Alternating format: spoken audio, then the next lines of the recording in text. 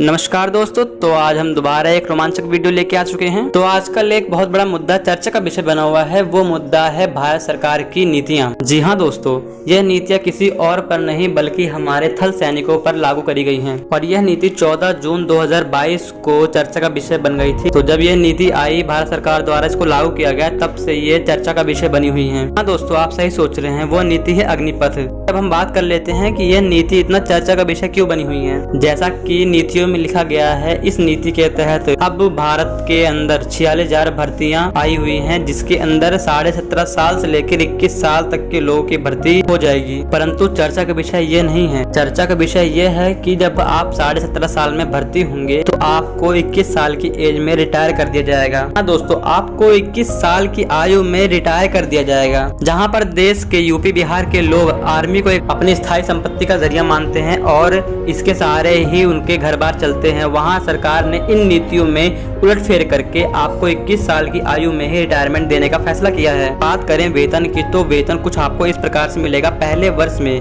अगर आप लगते हैं तो आपको 30,000 रुपए का वेतन होगा, जिसमें से आपका 70% ही हाथ में होगा, मतलब कि आपको 21,000 रुपये ही मिलेगा और 9,000 रुपये आपके contribution to Agniveer corpus fund में जाएंगे। और द्वितीय साल में आपकी सैलरी होगी 33,000 रुपये, जिसमें से आपको 23,100 रुपये मिलेगा और 9,900 रुपये कंट्रीब्यूशन टू अग्निवीर कॉर्पस में जाएंगे। तृतीय साल में आपको 36,500 का वेतन मिलेगा, जिसमें से आपको 25,580 रुपये का वेतन हाथ में होगा और 10,950 का वेतन कंट्रीब्यूशन टू अग्निवीर कॉर्पस में जाएगा। और अगर हम बात करते हैं चौथे साल की, तो इसमें आपकी सैलरी पूरी 40,000 रुपये हो जाएगी और आपके हाथ में 28,000 रुपया आएगा, जिसमें से 12,000 रुपया आपका contribution to Agniveer corpus fund में जमा हो जाएगा। और जब आप चौथे साल के बाद रिटायरमेंट लेते हैं तो आपको 5,02,000 रुपया कंट्रीब्यूशन टू अग्नि कॉर्पस से मिलेगा और 11.71 लाख रुपया आपको सेवानिधि से मिलेगा। और अब बात कर लेते हैं कि इन नीतियों का विरोध क्यों किया जा रहा है। इन नीतियों का विरोध सामान्य इस तौर पे किया जा रहा है क्योंकि जो भारत